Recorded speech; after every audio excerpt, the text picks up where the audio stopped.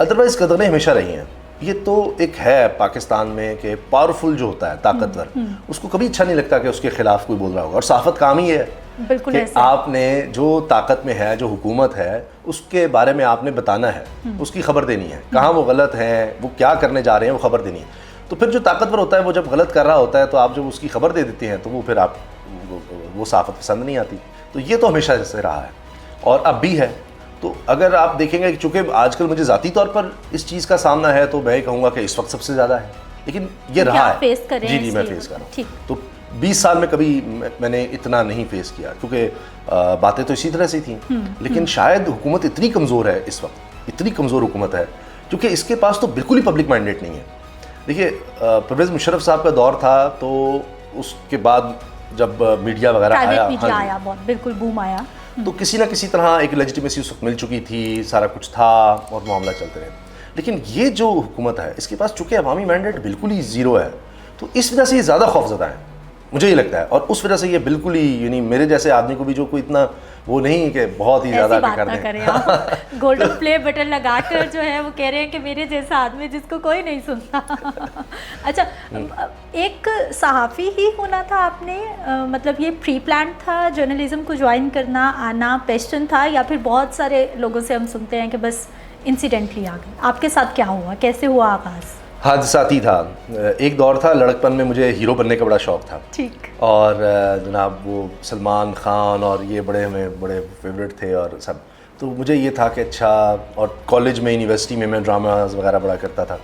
بچپن سے یہ ضرور تھا کہ نعت, تقریریں, ڈبیٹس, اس میں ڈرامیٹکس میں یونیورسٹی میں کالج میں گئے تو وہاں پر یہ سب ایکٹیویٹیز ضرور کرتے تھے. اس میں میرے والدین کا بہت بڑا رول ہے کہ وہ ہمیشہ سے ایکسٹرا کریکولر ایکٹیویٹیز, غیر نصابی سرگرمیاں جن کو ہم کہتے ہیں کہ پرفارمنس کرنی ہے بچے نے. تو اسی طرح کسی کزن کی شادی ہوتی تھی, مجھے یاد ہے میں چھوٹا سا ہوتا تھا تو میری والدہ مرحومہ اللہ ان کے درجات بلند فرمائے, انہوں نے کھڑا کر دینا, میری کزنس تھیں یا خالائیں اور ماموں اور دیگر جتنے بھی رشتہ دار, انہوں نے کہنا اچھا فلاں کی نقل اتار کے دکھاؤ, فلاں کیسے کرتا.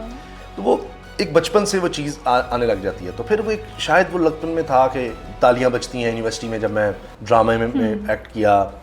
تو پھر وہ دوستوں نے مجھے کہا کہ یار اگرچہ کوئی میں ہیرو مٹیریل تو نہیں تھا لیکن شوق تو تھا. تو انہوں نے کہا یار تم ڈرامے میں آؤ, ہمارے خالو ہیں وہ فری گھر دیتے ہیں اپنا ڈراماز کے لیے, شوٹس کے لیے. تو وہ یہ تھا کہ مطلب پورا گھر ڈسٹرب ہوتا ہے تو انہوں نے اتنا کر دیا کہ ان کے کہنے پر, کیونکہ وہ پیسے نہیں لیتے تھے ان سے, ان کی دوستیاں ہو گئی ہوئی تھیں یہ پروڈیوسر سے, ڈرامہ پروڈیوسرس وغیرہ سے. تو انہوں نے کہا کہ بھائی مفت تمہارا گھر تم نے یوز کر رہے ہو, پورا فلور بند ہو جاتا ہے جب آپ شوٹنگ وغیرہ ہو رہی ہوتی ہے, لائٹس اور یہ اور وہ سب, وہاں سے آپ نے آواز بھی نہیں دینی, کچھ بھی نہیں. تو وہ سارے گھر والے اوپر ہوتے تھے اور صبح شروع ہوتا تھا تو رات ہو جاتی تھی. وہ چند سین شوٹ ہوتے تھے. لوگوں کو شاید اتنا اندازہ نہیں ہے کہ وہ ایک کیمرے سے شوٹ ہوتا ہے جب, تو وہی جس طرح آپ اور میں بیٹھے ہوئے ہیں یہاں کیمرے لگے ہوئے ہیں تو بس جو ہم بول رہے ہیں بولتے جا رہے ہیں, کوئی اسکرپٹڈ نہیں ہے. وہاں پر تو ڈرامے میں ہوتا ہے کہ ایک دفعہ آپ کے پیچھے کیمرہ ہے, مجھے کیپچر کر رہے ہیں, پھر میرے پیچھے کیمرہ آپ کو کیپچر کر رہے ہیں, پھر یہی بات یعنی بہت زیادہ ٹائم ٹیکنگ ہے. تو ان کی سفارش تھی, انہوں نے پھر ایک ڈرامے میں مجھے کر دیا.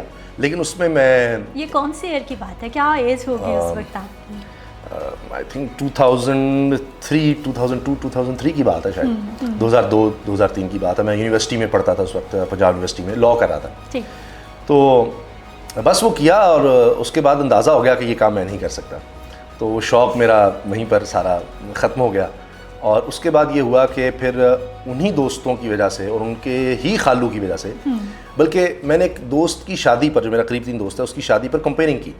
ہم بڑے جولی ہوتے تھے دوست وغیرہ, تو انہوں نے کہا یار کیا کریں, اس کی شادی ہے, پہلا دوست تھا, وہ ایک ہی بیٹا تھا اپنے والدین کا, تو شادی بھی جلدی کر دی. انہوں نے سوچا کیا کریں, بڑا کوئی زبردست کام ہنگامہ خیز. تو کہا جی کمپیئرنگ کریں گے. تو ہم دولہے کا انٹرویو, دلہن کا, ان کے والدین کا, پبلک کا, کہ ہاں لوگ آنا شروع ہو گئے ہیں, کھانا کیسا تھا, لوگ بیٹھے ہوئے ہیں ان سے پول کر رہے ہیں کہ دلہن زیادہ خوبصورت ہے یا دلہا زیادہ خوبصورت ہے. اس طرح بڑا فنی سا اس میں وہ تھا. اور پھر وہ بھنگڑا ڈال رہا ہے تو اس میں کہہ رہے ہیں سب سے اچھا بھنگڑا کون ڈال رہا ہے, بھائی آپ کو کیا مسئلہ ہے, آپ ایک ٹانگ پر کیوں کر رہے ہیں, دوسری ٹانگ میں درد ہو رہی ہے. تو اس طرح کے مذاق کر رہے ہیں, اور ڈھول والے سے کر رہے ہیں کہ جناب یہ پیسے دیے میں. وہاں سے معلوم ہوا کہ ایک صحافی بھی چھپا ہوا ہے. اس کا یہ ہے کہ جو لوگ دیکھ رہے ہیں وہ اپنے بچوں کو انکریج کریں, ایکسٹرا کریکولر ایکٹیویٹیز کے لیے انکریج کریں ان چیزوں کو, ان کو پھلنے پھولنے دیں, ان کو اظہار کا کرنے دیں. وہاں کے کہیں نہ کہیں بچہ ایڈجسٹ ہو جاتا ہے, کیونکہ ابلاغ اصل چیز ہے. تو آپ کسی بھی لیول پر جب جاتے ہیں زندگی میں, مثال کے طور پہ ڈاکٹر ہے, جب وہ پروفیسر بنتا ہے تو اس نے لیکچر تو دینا ہی ہے. بالکل ایسا ہے. تو اسی طرح خیر تو پھر یہ تھا کہ وہ جو اس دور میں سی ڈی کا دور ہوتا تھا تو وہ وی سی آر وغیرہ بھی تھے اس وقت, تو وہ پھر گئی کہیں بزنس پلس آ رہا تھا اس وقت ایک چینل, تو وہاں ان کے پاس گئی اور انہوں نے پھر مجھے کال کی اور انہوں نے کہا کہ جی آپ خبریں پڑھ دیں گے. میں نے کہا جی میں نے کبھی پڑھی نہیں ہے. کہتے کوئی نہیں, اخبار پڑھا پڑھ دیں. تو میں نے اسی طرح ایکٹ کیا جس طرح ہم پی ٹی وی وغیرہ دیکھا کرتے تھے, تو اس طرح میں نے خبریں پڑھ دیں وہ ہیڈ لائنز وغیرہ. تو انہوں نے کہا کل آپ آ جائیں. ٹھیک. تو اس کل کو ہم چلے گئے اور وہاں سے وائس اوور آرٹسٹ کے طور پر, تب وہ چینل ابھی میرے خیال اینکرز کو بٹھاتے نہیں تھے, تو خبریں جو تھیں وائس اوور چلتا تھا, نہیں صرف آواز تھی اور اوپر ویڈیوز چل رہی ہوتی. تو وہ آغاز تھا. اور اس کے بعد پھر وہ بزنس پلس میں 10 ماہ کام کیا, پھر وہ کراچی شفٹ ہو گئے اور اس کے بعد پھر ایکسپریس نیوز آیا, وہاں آڈیشن ہوا اور بس پھر ریسٹ از ہسٹری. پھر ایکسپریس میں آڈیشن میں سلیکٹ ہو گئے اور پھر دنیا نیوز, پھر سما, جیو, بول اور اب ڈیجیٹل میڈیا. کوئی رہ تو نہیں گیا بڑا چینل جہاں سے ہو کے نہیں آیا؟ نہیں, بہت سے چینل ماشاءاللہ, بہت بڑے بڑے چینل ہیں.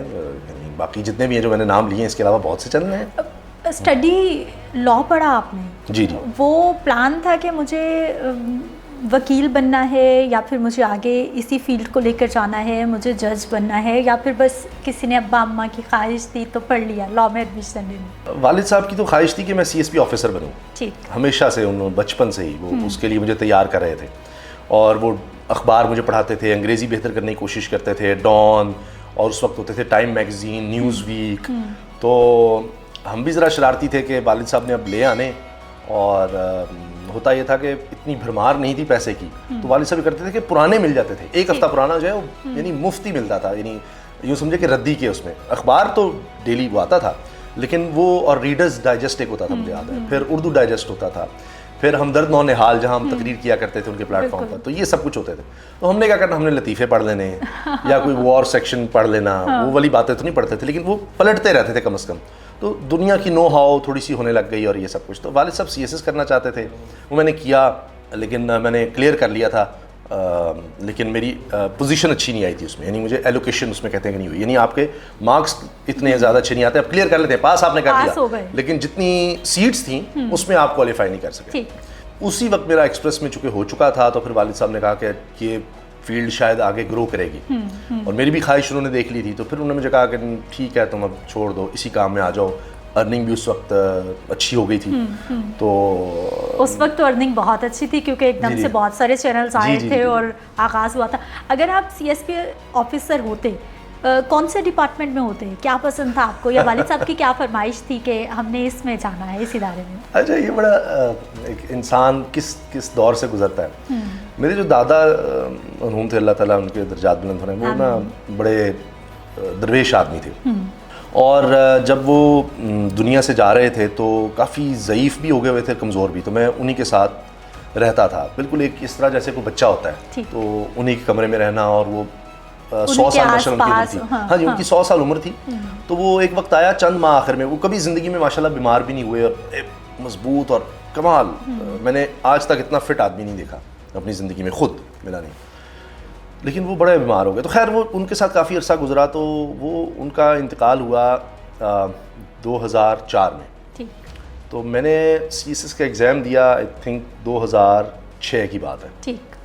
تو اس وقت تک نا میں بالکل ینگ تھا, اور ان کے ساتھ ایک وقت گزرا, اور بڑے وہ نمازی, حافظ قرآن اور امام مسجد تھے, اور وہ جب دنیا سے گئے تو میں ایک عجیب سی کیفیت میں تھا. تو مجھے یہ تھا یہ دنیا کا کیا کرنا ہے, عجیب سا میں تھا کہ مطلب یہ چلے ہی جانا ہے یہاں سے. اور چونکہ آپ سمجھیں ایک بزرگ کے ساتھ ایک وقت گزرنا اور اس کو نوٹ کرنا. ان کی بس ایک پوٹلی سی تھی, ان کے پاس ایک کنگھی تھی, ایک سرمے دانی تھی, 2 جوڑے تھے ان کے پاس کپڑوں کے. تیسرا جب ان کو دیتے تھے میری والدہ یا والد صاحب, تو وہ کسی کو دے دیتے تھے. وہ کہتے تھے 3 کرنے کیا ہے, ہاں وہ کہتے تھے 3 کرنے کیا ہے, مجھے بتاؤ. ایک میں نے پہنا ہوا, ایک میرے پاس پڑا ہوا ہے, مجھے بتا دو میں نے کرنا کیا. تو میں سوچتا تھا کہ اچھا اگر میں کر کے آلا, تو پہلے والد صاحب کو نہیں بتایا گیا تھا. تو والد صاحب سمجھتے تھے شاید پولیس میں یا سی ایس یہ کمشنر یا فورن سروس یہ ٹاپ کی ہوتی تھی, ابھی یہی ٹاپ کی ہیں, ابھی بھی یہی ہے. تو میں کہتا تھا نہیں, کوئی یہاں پتہ نہیں سفارشیں لگیں گی, کیا ہوگا, پولیس کی نوکری اس طرح کی ہے. اور یہ تو میں سوچتا تھا نہیں, اگر میں کلیئر کر گیا نا تو میں پوسٹ آفس ٹائپ میں چلا